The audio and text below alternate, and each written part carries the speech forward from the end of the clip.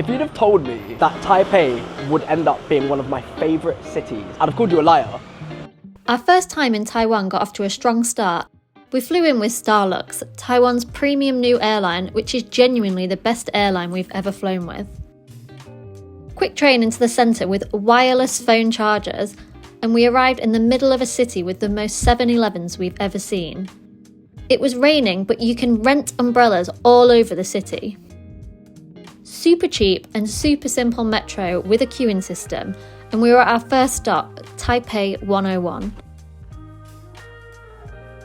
When you think of Taipei, you might think of the tallest building in the world between March 2004 and March 2010. You might think of the country that founded bubble tea or that popularised night markets. But beyond that, there is a vast, rich culture and apparently some amazing food. So if you only have 24 hours to explore the city of Taipei, where should you go? We're going to a night market which has over 52,000 Google reviews. But we had a whole evening of food and festivities first, followed by a packed out day 2. Our first stop had to be Din Tai Fung, Taiwan's most famous restaurant chain available all over the world and known for its elite soup dumplings and Taiwanese classics. We then soaked up the festive spirit of Taipei, which was pretty magical to be honest, before taking one of Taipei's reliable and affordable buses back to our hotel, ready for an epic full day tomorrow.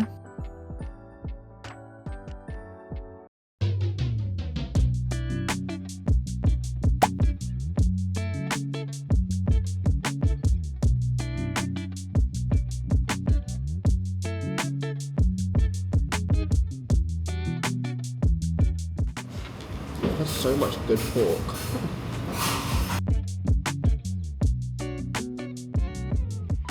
We're here in the walking district, which is one of the best areas in Taipei to walk around apparently. Although, just bare cars, like, why are you interrupting my walk? You said walking district. Why am I driving?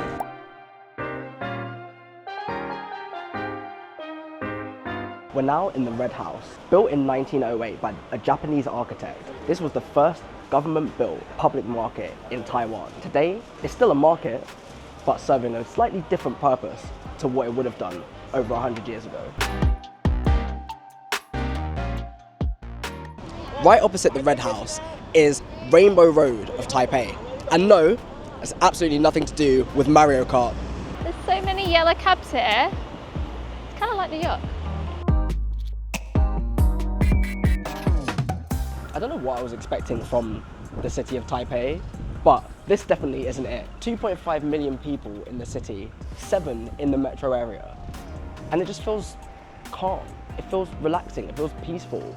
It's not chaotic like another city of 7 million people. You have all these side streets that are just beautiful with cute restaurants, cute cafes, and then this amazing wall art graffiti. So impressive, so cool, so unique. Staying on brand of this channel, we got hungry. Ganmei Alley serves up modern twists on traditional dim sum, all made in-house, and you pick the ones you want. We couldn't read this at all. Thank goodness for Google Translate. And then they arrived at your table with unlimited Taiwanese tea. We got the house special, pork and leek dumplings on an iron plate, which gives this crisp around the edge.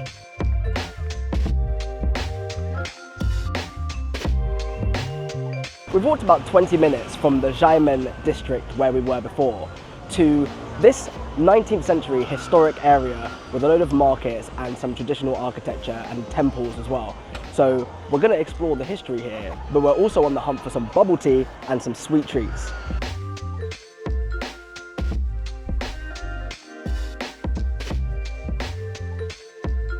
We're here at South Street Delight Tea House and it's super cute, so we just brought over this menu and also this box, and it seems like each tea has a number, so you find it on the menu and then you can have a little sniff of the tea, so it'll help you decide which one you want.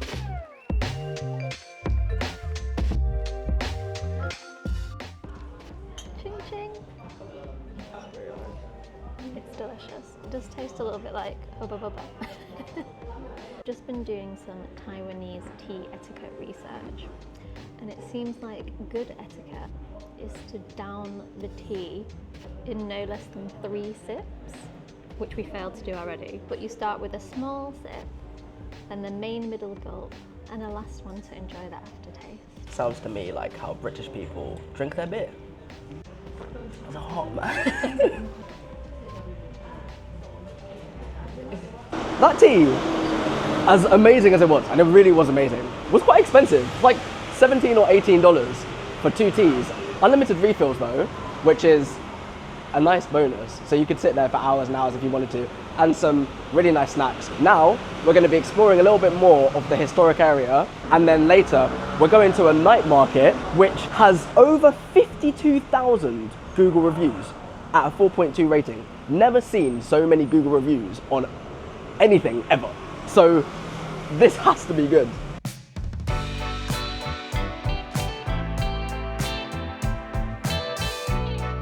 We're here just down by the river on the dockside, and we found this little spot behind me. It's kind of got all those little containers with bars, food outlets, a variety of different food. People just chilling, taking in the vibe, just enjoying the atmosphere. This was definitely our favourite area in Taipei. A classic old meets new, packed with everything from cake shops to cafes to incredible looking restaurants. This was the moment we realised that we'd underestimated the city. Tiny pork bun for tiny cake. We got hungry, of course we got hungry, and how could you We not? haven't eaten enough today already. And how can you not eat everything that you see when you're in Taipei? The food's incredible. So we stopped at this place here, everyone was sitting outside it. It's called Hoshing 1947. And the thing to get seems to be this sweet pork, of course, or sweet ham bun. And then there's these little pork buns as well. Let's get into it. A little dumpling, a filled dumpling. Kind of like a cooked sweet ham rasher, and then what I can only assume is like pork crackling. It's like a Sunday roast bao bun. I have no other explanation than that.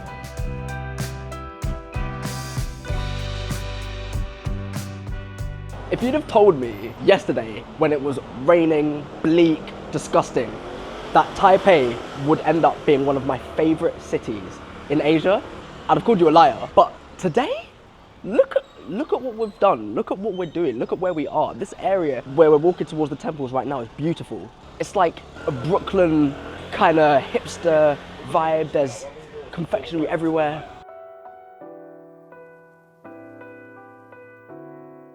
This temple, the name of which I'll put here because I do not want to offend anyone, was built in 1856 and is one of the city's oldest temples. It was dedicated to Mazu, the goddess of the sea, and it is just stunning. The temple showcases southern Fujian architecture.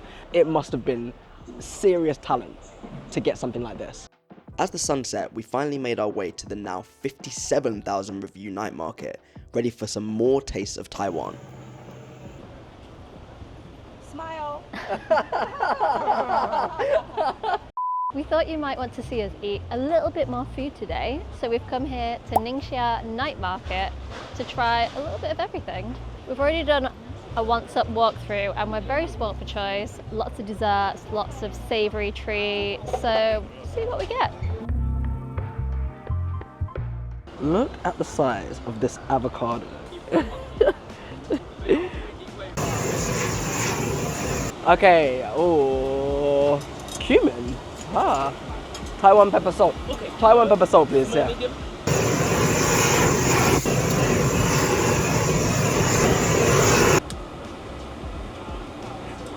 I've never seen anything cooked that quickly. Not meat, at least, anyway. Taiwan pepper salt. 150. Yeah, thank you. 谢谢. Okay, thank you. 谢谢.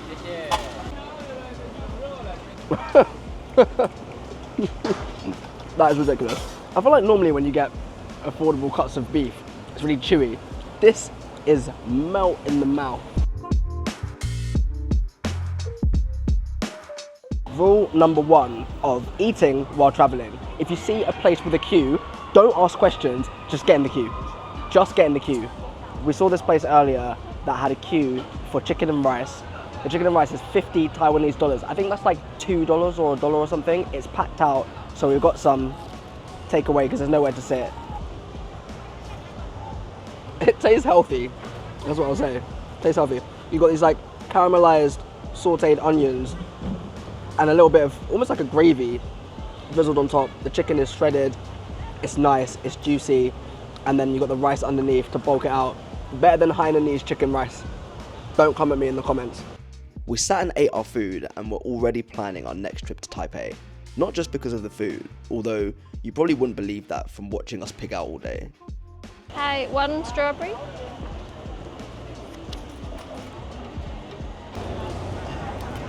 Very tricky to eat without making a mess. It's delicious though, super sweet. If you're not into sweet, it's not for you. Luckily we are. So, came back. Can we get one of the passion fruit, please? Look how cute they are. These ones. Tiny, tiny. After we secured our first ever Taiwanese bubble tea from the most friendly vendor, we took a stroll to the other part of the market before getting an Uber back to our hotel. First Taiwanese bubble tea. Tried it in the UK. Didn't really rate it, but was probably a bad place. What did we get? Passion fruit, green tea with coconut something.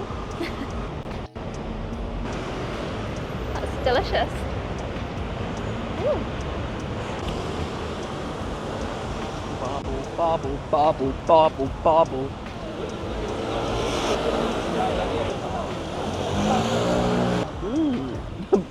The bubbles are chewy. I thought they like burst open or something. These ones don't. Shows how much I know about bubble tea. Okay.